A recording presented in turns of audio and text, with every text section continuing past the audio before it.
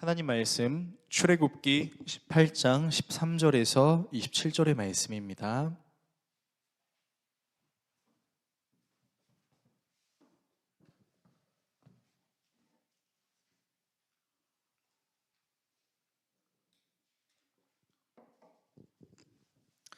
구약 성경 약 110페이지 정도에 있는 출애굽기 18장 13절에서 27절의 말씀을 한 절씩 교독하시고 마지막 절은 같이 읽도록 하겠습니다.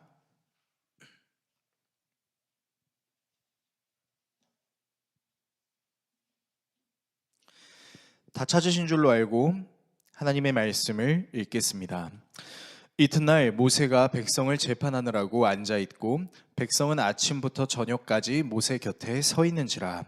모세의 장인이 모세가 백성에게 행하는 모든 일을 보고 이르되 내가 이 백성에게 행하는 이 일이 어찌 됨이냐.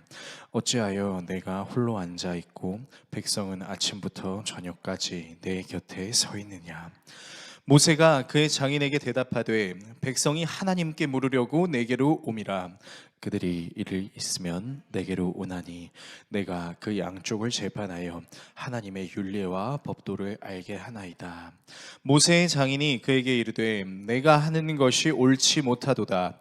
너와 또 너와 함께한 이 백성이 필경 기력이 쇠하리니 이 일이 내게 너무 중함이라. 내가 혼자 할 수 없으리라. 이제 내 말을 들으라. 내가 내게 방침을 가르치리니 하나님이 너와 함께 계실지로다. 너는 하나님 앞에서 그 백성을 위하여 그 사건들을 하나님께 가져오며 그들에게 율례와 법도를 가르쳐서 마땅히 갈 길과 할 일을 그들에게 보이고, 너는 또 온 백성 가운데서 능력 있는 사람들 곧 하나님을 두려워하며 진실하며 불의한 이익을 미워하는 자를 살펴서 백성 위에 세워 천부장과 백부장과 50부장과 10부장을 삼아 그들이 때를 따라 백성을 재판하게 하라. 큰 일은 모두 내게 가져갈 것이요 작은 일은 모두 그들이 스스로 재판할 것이니 그리하면 그들이 너와 함께 담당할 것인즉 일이 내게 쉬우리라. 내가 만일 이 일을 하고 하나님께서도 내게 허락하시면 내가 이 일을 감당하고 이 모든 백성도 자기 곳으로 평안히 가리라. 이에 모세가 자기 장인의 말을 듣고 그 모든 말대로 하여 모세가 이스라엘 무리 중에서 능력 있는 사람들을 택하여 그들을 백성의 우두머리 곧 천부장과 백부장과 50부장과 10부장을 삼음에 그들이 때를 따라 백성을 재판하되 어려운 일은 모세에게 가져오고 모든 작은 일은 스스로 재판하더라. 같이 읽습니다. 모세가 그의 장인을 보내니 그가 자기 땅으로 가니라. 아멘. 오늘 여러분과 함께 출애굽기 강의 30번째 시간 협력하게 하시는 은혜라는 주제로 하나님의 말씀 나누도록 하겠습니다. 공동체에게 요구되는 덕목은 여러 가지가 있을 수 있습니다. 먼저 리더의 리더십을 말할 수 있을 겁니다. 여러 멤버들과 소통할 수 있어야 하고 멤버들의 생각을 하나로 집대성할 수도 있어야 되고 모든 사람들을 공정하게 대할 줄도 알아야 하고 중요한 일이 있을 때 그것을 담대하게 결정할 줄도 알아야 할 것입니다. 그리고 리더의 리더십뿐만 아니라 멤버들의 멤버십 또한 중요하다라고 말할 수 있을 것입니다. 리더의 결정을 따를 줄 알아야 하고 각자의 자리에서 자신에게 맡겨진 일들을 해야 할 것이고 자신이 할 수 있는 것을 대충 하는 것이 아니라 최선을 다해야 할 것이며 무엇보다 자신의 역할에 대한 중요성을 인지해야 할 것입니다. 이렇게 리더와 멤버가 각자의 역할을 잘 할 수 있을 때 비로소 온전한 공동체가 될 수 있다라고 할 수 있을 것입니다. 자, 그렇다면 리더와 멤버가 공통적으로 가지고 있어야 할 소양이 무엇일까요? 자신에게 맡겨진 것을 잘 할 수 있음과 더불어 서로를 존중하기 위해 가장 필요한 것이 있다면 바로 겸손이라고 할 수 있을 것입니다. 리더의 겸손과 멤버의 겸손이 조화롭게 이루어질 때 바로 부족함이 없는 온전한 공동체가 될 수 있을 것입니다. 오늘 본문은 이스라엘 공동체에서 재판을 위한 지도자들인 천부장과 백부장, 50부장과 10부장을 세워지는 그 내용을 다루고 있는데요. 모세가 하루 종일 모든 이스라엘 사람들을 재판하고 모세의 재판을 받기 위해 이스라엘의 모든 사람들이 줄을 서서 아침부터 저녁까지 서 있습니다. 이런 상황에서 모세의 장인인 이드로가 모세에게 이스라엘 지도자에 대한 조언을 하는 내용이 담겨져 있는데요. 저는 오늘 본문을 통해서 여러분과 함께 겸손에 대한 내용을 좀 살펴보려고 합니다. 본문을 통해 다음의 내용을 살펴보려고 하는데요. 먼저 리더의 겸손에 대해 살펴보겠습니다. 그리고 멤버의 겸손에 대해 살펴보겠습니다. 마지막으로 주님의 겸손에 대해 살펴보겠습니다. 리더의 겸손, 멤버의 겸손, 주님의 겸손, 이 세 가지 내용을 살펴보고 기도하는 시간을 갖도록 하겠습니다. 첫 번째, 리더의 겸손입니다. 모세의 장인 이드로가 하나님을 믿기로 결단한 다음 날 이드로는 진기한 장면을 보게 됩니다. 바로 모세가 이스라엘의 모든 백성들의 재판을 하루 종일 다루고 있는 장면이었어요. 당시 이스라엘 사람들의 수는 장정 남자만 60만 명 이상이었습니다. 그렇다라는 것은 아마도 그 이스라엘 사람들이 대략 한 200만 명 정도는 됐을 것이고, 그 중에 그 재판을 받으러 온 사람들이 작년의 수만 셈을 했을 때도 굉장히 많았다라는 것을 우리가 셈할 수 있을 것이죠. 그러니까 아침부터 저녁 끝까지 모세가 하루 종일 아무것도 하지 못하고 재판을 하고 있고, 또 모세의 재판을 받기 위해 아침부터 줄을 서서 저녁까지 서 있는 이 사람들의 광경을 장인인 이드로가 본 것이죠. 그리고 이드로는 모세에게 왜 일을 이렇게 하냐라고 묻고, 모세는 하나님의 뜻을 알려주려고 하는 겁니다 라고 대답합니다. 놀랍게도 이드로는 그런 모세에게 다음과 같이 이야기하는데요. 본문 17절에서 19절의 말씀을 화면을 통해 같이 읽도록 하겠습니다. 모세의 장인이 그에게 말하였다. 자네가 하는 일이 그리 좋지는 않네. 이렇게 하다가는 자네뿐만 아니라 자네와 함께 있는 이 백성도 아주 지치고 말 걸세. 이 일이 자네에게는 너무 힘겨운 일이어서 자네 혼자서는 할 수 없네. 이제 내가 충고하는 말을 듣게. 하나님이 자네와 함께 계시기를 바라네. 자, 여러분이 모세라면 지금 장인어른이 하고 있는 이 말이 어떻게 들리시겠습니까? 여러분, 어쩌면요 모세에게는요 이 장인의 말이 상당히 달갑지 않게 들렸을 수도 있습니다. 자, 왜 그런지에 대해서 제가 좀 설명해 드릴게요. 여러분, 일단 지금 이드로가 모세가 하는 일을 지금 어떻게 판단하고 있죠? 좋지 않다라고 판단하고 있습니다. 그러니까 나쁘다라는 거죠. 사실 이드로는 모세가 하고 있는 이 재판을 여러 번 보지 않았습니다. 하나님을 믿기로 결단하고 제사를 드리고 식사를 한 다음 날 이 장면을 본 거예요. 그러니까 처음 본 거죠. 그런데 이드로는 이스라엘의 상황과 환경을 잘 알고 있는 사람이 아니었습니다. 이 출애굽 광야의 길을 함께 걸어온 사람이 아니라 이드로는 미디안이라는 나라의 제사장 일을 하던 사람이었어요. 그런데 지금 이 사람이 한 번도 보지 못했던 이 상황을 보고 모세에게 뭐라고 얘기하고 있어요? 네가 하는 일이 그렇게 좋지 않아. 잘못됐어. 내 충고를 들어. 라고 얘기하는 거죠. 또한 이드로는 모세가 일이 힘들어 보이니까 어디 사위 좀 내 얘기를 들어보겠어? 라고 권면하는 게 아니라, 여러분 본문을 자세히 보시면 충고하고 있습니다. 여러분, 충고의 뜻이 무엇인지 알고 계신가요? 충고의 뜻은요, 남의 결함이나 잘못을 타이르는 겁니다. 말이 좋아 타이르는 거지, 너 이게 잘못됐어라고 지적질하는 거죠. 게다가 이드로는 이제 막 하나님을 믿기 시작한 사람이었습니다. 그는 원래 신앙을 가지고 있던 사람이 아니라 이제 하나님을 알게 되고 하나님을 믿기로 결단한 사람이었죠. 근데 지금 이 사람이 모세에게 충고를 하는데 뭐라고 하고 있어요? 하나님의 이름으로 내가 너에게 충고할 거야. 여러분, 이게 어떤 상황이냐면, 교회에 한 번도 다니지 못했던 사람이 교회 중직자를 만나서 내가 하나님의 이름으로 당신에게 충고 한마디 하겠소, 이렇게 얘기하는 거랑 똑같은 상황입니다. 그러니까 어떻게 보면요, 모세의 입장에선 지금 이 상황이 굉장히 불편할 수도 있는 상황입니다. 이드로가 하나님의 이름을 거론하며 제안했던 내용이 무엇이었냐면, 하나님 앞에 이스라엘 사람들의 모든 문제를 가지고 나아가서 기도하고, 이스라엘 사람들 중에서 능력이 있는 사람들, 덕을 갖춘 사람들, 하나님을 두려워하고 불의를 싫어하는 그 사람들을 세워서 천부장, 백부장, 50부장, 10부장으로 만들라는 것이었어요. 그러니까 지금 이드로는요, 그냥 충고하는 게 아니라 아주 세밀하게 충고를 하고 있는 거죠. 자, 그렇다면 이렇게 굉장히 불편할 수도 있는 장인 어른의 이 말씀을 모세는 어떻게 들었을까요? 본문 24절의 말씀을 보시면요, 모세는 장인의 말을 들었는데 대충 들은 게 아니라 본문이 뭐라고 얘기하고 있냐면 전부 다 들었다라고 나와 있습니다. 여기서 듣다라는 단어의 원어를 살펴보게 되면 이 의미가 그냥 말을 들었다라는 개념이 아니라 순종했다라는 뜻이에요.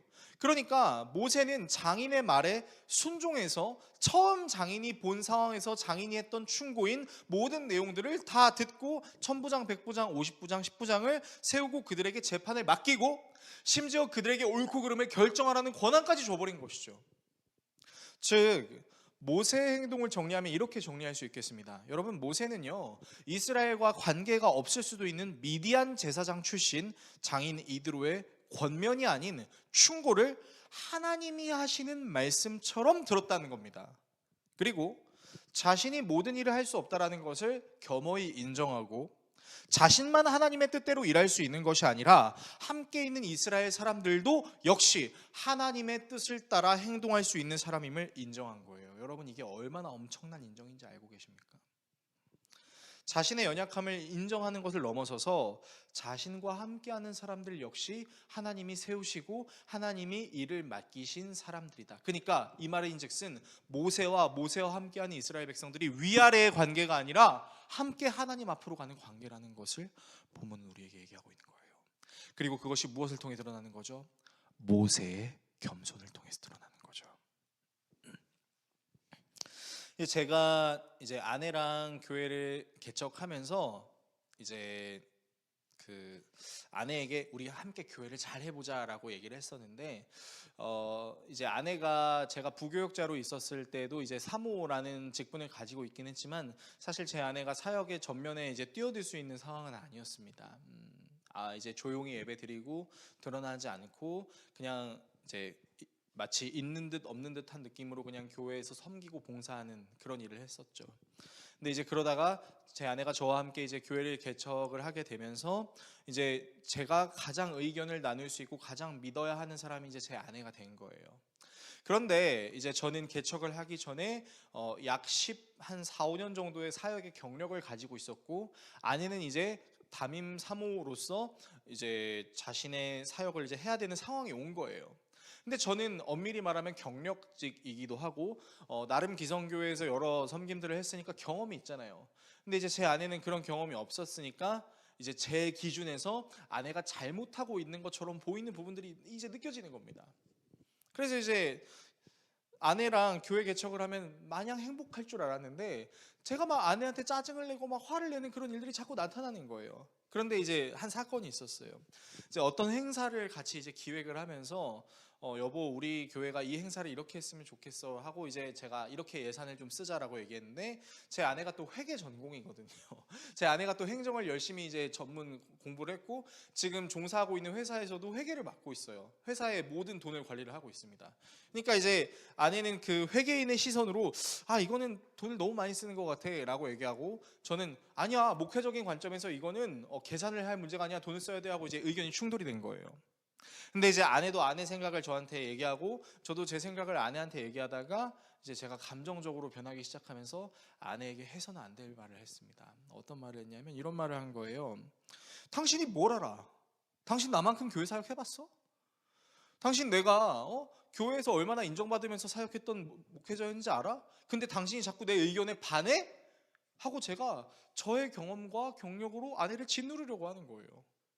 그러니까 이제 아내가 얘기하는 거예요. 이럴 거면 왜 나랑 같이 하자고 얘기했어? 라고 얘기하니까 제가 아차 싶어서 그 자리에서 이제 아내한테 미안하다, 내가 잘못했다, 솔직히 내 마음에 들진 않는데 당신이 나만큼 사역하는 건 아니라고 생각하는데 그래도 당신은 하나님께서 내게 보내주신 사람이니까 내가 당신의 의견을 존중하겠다라고 이제 받아들이고 아내의 말대로 했어요.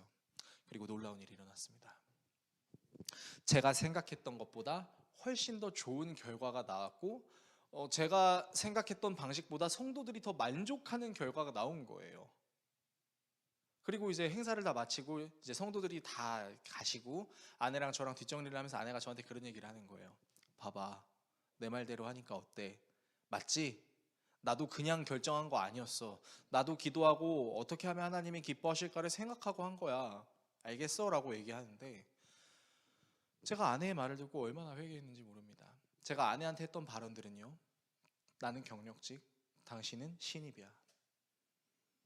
당신이 이런 거 경험해 본 적 있어? 없잖아. 그러니까 내 말을 따라야 되는 거 아니야? 여러분, 어쩌면 저는 장인인 이드로가 말하는 것을 굉장히 불편하게 여길 수 있는 아주 악한 리더의 모습을 갖고 있었던 것이죠. 그러나 모세는 장인 이드로가 설령 이스라엘의 어떤 일을 관여하지 않았던 사람이다 할지라도 그분 또한 하나님께서 보내신 사람으로 믿는 믿음이 있었습니다. 그리고 자신이 다 할 수 없고 자신이 다 알 수 없다라는 것을 겸허히 인정했습니다. 그리고 믿고 맡겼죠. 나에게 하나님이 일하시듯 나와 함께하는 이 이스라엘 사람들에게도 하나님이 일하신다. 여러분, 리더는요, 모든 일을 자기 뜻대로만 하는 사람이 리더가 아닙니다. 그건 리더가 아니라 보스죠. 오히려 자신에게 결함이 있음을 인정하고 자신이 모든 것을 결정하려고 하는 것이 아니라 함께하는 사람들이 자신과 같이 결정할 수 있는 그 자격을 갖추고 있음을 인정하고, 나에게만 하나님이 역사하시는 것이 아니라 나와 함께하는 그 사람들도 하나님께서 역사하신다는 것을 인정하면서 조언을 받아들일 줄 알고 함께하는 공동체에게 내가 해야 되는 일을 기쁨으로 맡길 수 있는 것도 그리스도인 리더가 갖추어야 될 덕목이다라는 거죠. 여러분, 이러한 리더의 겸손이 진정한 하나님의 공동체의 리더가 될 수 있다는 사실을 오늘 본문이 우리에게 이야기하고 있다는 것입니다. 두 번째, 멤버의 겸손입니다. 이스라엘 공동체는 모세의 겸손만으로 이루어진 공동체는 아니었어요. 오늘 우리가 읽고 있는 본문은 리더의 겸손만이 아닌 함께하는 멤버의 겸손도 포함하고 있습니다. 자, 그렇다면 멤버의 겸손은 무엇일까요? 이드로의 조언을 살펴보려고 하는데요, 본문 21절에서 23절을 제가 읽어드리겠습니다. 또 자네는 백성 가운데서 능력과 덕을 함께 갖춘 사람, 곧 하나님을 두려워하며 참되어서 거짓이 없으며 부정직한 소득을 싫어하는 사람을 뽑아서 백성 위에 세우게, 그리고 그들을 1000부장, 100부장, 50부장, 10부장으로 세워서 그들이 사건이 생길 때마다 백성을 재판하도록 하게, 큰 사건은 모두 자네에게 가져오게 하고 작은 사건은 모두 그들이 스스로 재판하도록 하게. 이렇게 그들이 자네와 짐을 나누어지면 자네의 일이 훨씬 가벼워질 걸세. 하나님이 명하신 대로 자네가 이와 같이 하면 자네도 일을 쉽게 처리할 수 있을 것이고 백성도 모두 흐뭇하게 자기 집으로 돌아갈 걸세. 이드로의 조언의 내용은 이스라엘 사람들 중에서 능력과 덕을 갖추고 하나님을 두려워하며 거짓이 없고 부정한 소득을 싫어하는 사람을 뽑으라는 것이었고, 그 사람들을 1000부장, 100부장, 50부장, 10부장으로 세워서 그들 자신이 직접 이스라엘 사람들을 재판하게 하는 것이었습니다. 그러니까 모세의 선상까지 올라오게 하지 않는 거예요. 그 세운 사람들 선에서 모든 일이 끝나도록 맡긴 것이죠. 자, 이 이드로의 조언에 담겨져 있는 내용을 세밀하게 살펴보면 다음과 같이 이야기할 수 있을 것입니다. 여러분, 하나님을 경외하고 또 거짓을 싫어하고 또 사람들에게 덕을 끼치는 거, 여러분 이거 우리가 어떻게 판단해요? 여러분, 이거는요 사실 판단의 기준이 되게 애매모호합니다. 왜냐면요, 판단의 자격이 어떤 기준에 있는 것이 아니라 그 기준을 해석하는 사람들의 그 성향에 달려 있는 거거든요. 그러니까 이를테면 어떤 사람은 되게 겸손하게 보는 그 사람이 어떤 사람에게는 그닥 겸손하게 보이지 않을 수 있거든요. 그러니까 사실 이 기준은 굉장히 애매모호한 거예요. 근데 지금 이 기준을 가지고 어떻게 사람들을 선발했을까요? 여러분, 모세가 어떻게 선발했을까요? 하나님이 이 사람이야, 이 사람이야, 이 사람이야 꼽아줬을까요? 여러분, 성경은 그렇게 얘기하고 있지 않습니다. 성경은 지금 우리에게 뭐라고 얘기하고 있냐면, 이스라엘 사람들 안에서 이스라엘 사람들이 이 사람은 덕을 갖춘 사람이야, 이 사람은 진짜 하나님을 경외하는 사람이야, 이 사람은 불의를 싫어하지 라는 자기들의 시선으로 보이는 그 사람들을 세웠다라는 거예요. 여러분, 학교에서 반장이나 회장 선거를 할 때 사람들이 투표하지 않습니까? 그러면 그 투표를 어떻게 하는 거죠? 그 사람들이 가지고 있는 해석의 기준에 따라서 그 사람을 해석하고 투표를 하는 거예요. 그러니까 많은 사람들의 입으로 존중을 받고 인정을 받을 수 있는 그 사람들을 뽑을 수 있게 하는 거죠. 그러니까 여기에는 어떤 하나님의 기도와 그런 게 아니라 하나님을 믿는 사람들이 그 자신의 양심에 따라서 자신들이 뽑고 싶은 그 사람들을 뽑았다라는 겁니다. 그 내용이 하나님을 경외하고 성실하며 신뢰하며 불의한 이익을 미워하는 사람을 뽑는 것이었어요. 그리고 이것을 판단하는 건 함께 있는 사람들이었습니다.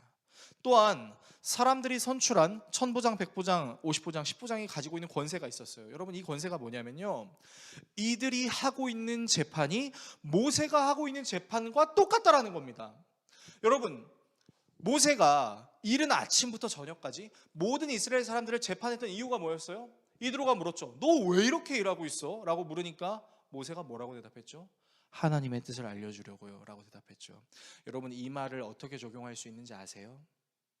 하나님의 뜻은 모세만 실현할 수 있는 것이 아니라 모세와 함께하는 천부장, 백부장, 50부장, 10부장도 똑같이 할 수 있는 겁니다. 그러니까 모세한테까지 갈 필요가 없는 거예요. 왜요? 그들도 하나님이 세운 사람이니까.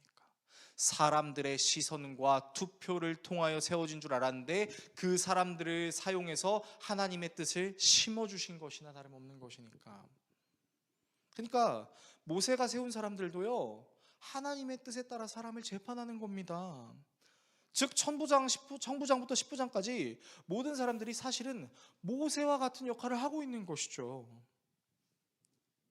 그리고 이 재판장들은 언제나, 오늘 말씀의 후반부를 보시면 이 사람들은 정말 최선을 다해 열심을 다해 자기들의 일을 했다라는 것입니다. 여러분, 그러니까 멤버의 겸손을 정리하면요, 이들은 하나님이 뽑았다.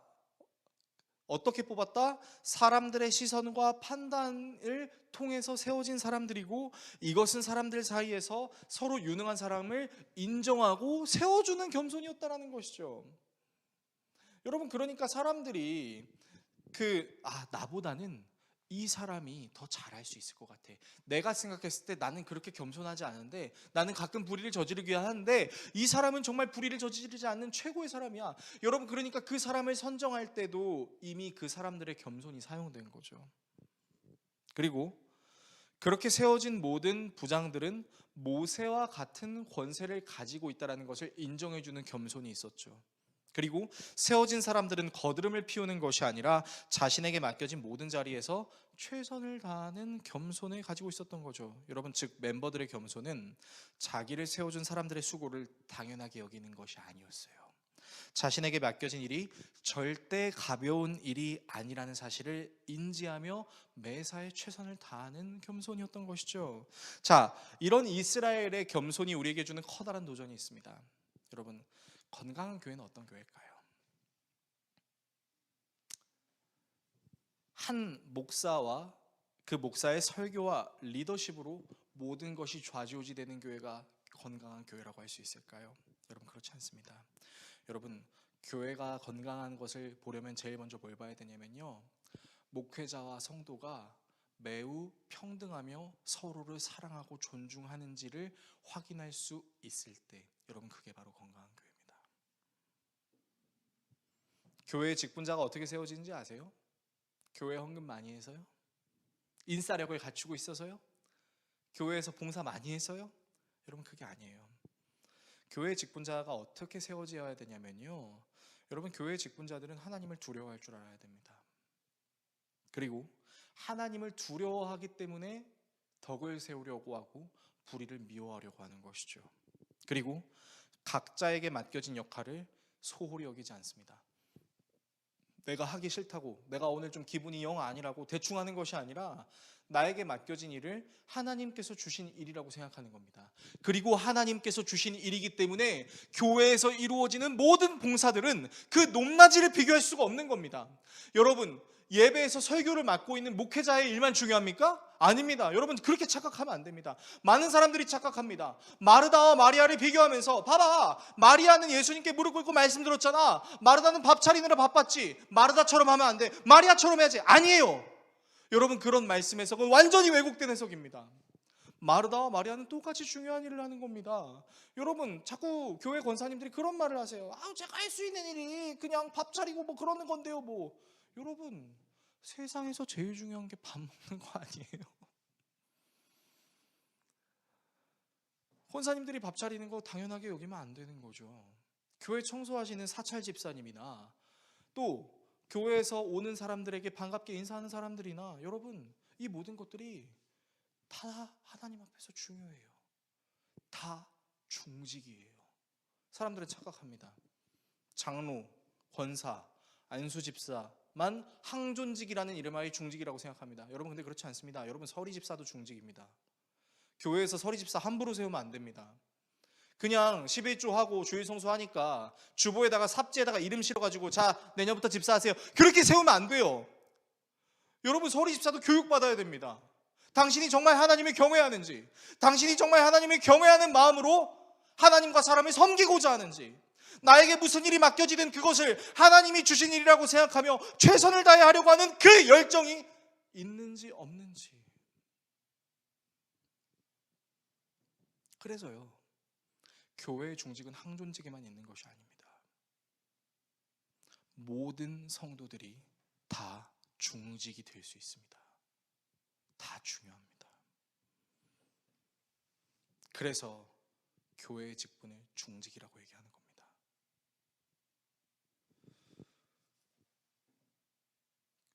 그것을 무거운 것으로 여겨서, 하나님이 주신 것으로 여겨서, 내가 하는 일이 굉장히 사소해 보일지라도 사실은 그 일이 교회에서 이루어지는 모든 일들과 비교될 수 없을 만큼 중요한 일이라는 것을 인식함으로 책임감 있게 성실하게 열정을 다해 하는 멤버의 겸손. 여러분, 이 멤버의 겸손이 리더의 겸손과 어우러져서 아름답게 펼쳐질 때 그제야 비로소 교회가 됩니다. 교회 일은 누구나 할 수 있습니다. 그러나 여러분 착각하지 마세요. 아무나 할 수 있는 거 아닙니다. 혹시 여러분이 지금 교회 안에서 하고 있는 사역이 그닥 중요하지 않다라고 생각하시다면 회개하십시오. 여러분이 가진 직분이 장로, 권사, 안수집사가 아니라 그냥 서리집사라 나는 뭐 그냥 교회 왔다 갔다 하면 되는 거지 뭐라고 혹시 생각하셨다면 여러분 죄송하지만 회개하십시오. 여러분 직분 그렇게 받으면 안 됩니다. 교회에서 직분을 그렇게 주려고 하면 거부할 줄도 알아야 됩니다. 내가 기도하고 나를 교육시켜달라고 오히려 간구해야 될지도 모르겠습니다. 여러분 그러므로 이스라엘의 이런 모습을 통해 우리는 건강한 교회에는 목회자 한 명의 리더십과 설교의 대단함, 어떤 뛰어난 운영 능력에 달려있는 것이 아닌 모든 성도들이 각자에게 맡겨진 중직의 개념을 잘 알고 헌신할 때 그때 진짜 교회가 된다는 사실을 우리는 알아야 된다는 것이죠. 세 번째, 주님의 겸손입니다. 모세의 겸손과 함께하는 이스라엘 사람들의 겸손. 이스라엘의 크고 중요한 재판의 문제를 매우 슬기롭게 해결하는 원동력으로 적용됐죠. 그래서 우리는 오늘 본문을 통해서 리더의 겸손과 멤버의 겸손을 살펴볼 수 있었습니다. 자, 그런데 여러분 이 본문에 담겨있는 리더의 겸손과 멤버의 겸손을 동시에 실천하신 한 분이 계셨어요. 여러분 그분은 하나님과 동일하신 분이셨죠. 모든 것을 하실 수 있고 모든 것을 아시고 어디에든 계시며 모든 것을 다 감당할 수 있는 그 능력을 가지신 분이시고 심지어 죽음도 이기실 수 있는 분이셨죠. 그런데 그분은 자신의 능력을 드러내는 데 초점을 맞추지 않았습니다. 자신의 아버지가 하셨던 말씀대로 사는 것이 그분의 인생의 목적이었습니다. 사실 그분에게 협력은 필요 없었어요. 왜냐하면 그분은 하나님과 동일하니까요. 모든 것을 그분 혼자서 하실 수 있었어요. 그런데 그분은 자신이 하셔야 할 일을 스스로 혼자만 하시지 않으셨습니다. 오히려 그분이 이 땅에 오신 이유는 모든 사람을 자기의 제자로 삼기 위함이었던 것이죠. 그리고 자신이 했던 그 일을 제자들에게 일임하셨습니다. 그리고 그분은 자신의 제자들이 설령 자기를 배신하는 일이 일어나게 된다 할지라도 결국엔 자신의 제자들이 자기가 가르친 모든 일들을 할 수 있을 것이라고 신뢰해 주셨어요. 또한 그분은 자신과 함께하는 사람들을 지배하기 위해 이 땅에 오신 것이 아니었습니다. 여러분 그분이 이 땅에 오신 이유가 뭐였죠? 그분은 사람들이 비난하고 판단하며 저주하는 세리와 죄인의 누구로 오셨죠? 친구로 오셨죠. 그런데 여러분 세리와 죄인과 창녀의 친구로만 오셨나요? 아니에요. 요한복음은 분명하게 이야기하고 있습니다. 너희들이 내가 너희들에게 가르친 대로 행동하고 따르면 너희는 나의 친구라.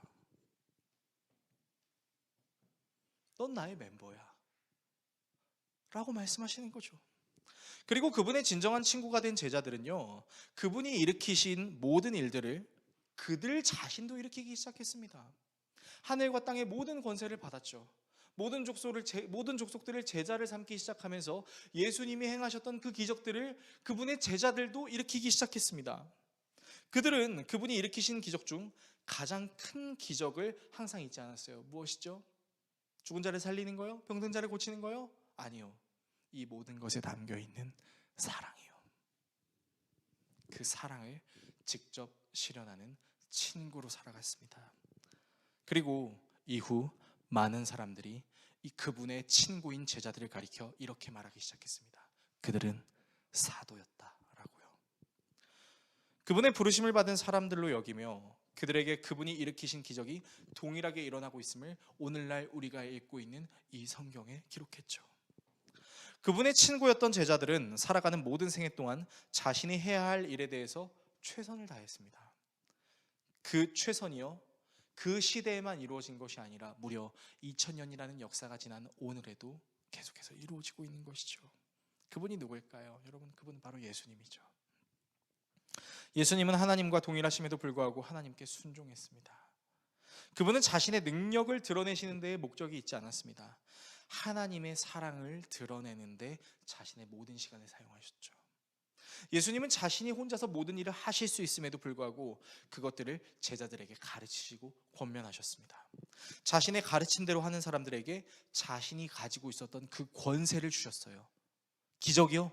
물론 기적도 있었지만 그 기적 안에 담긴 사랑이요.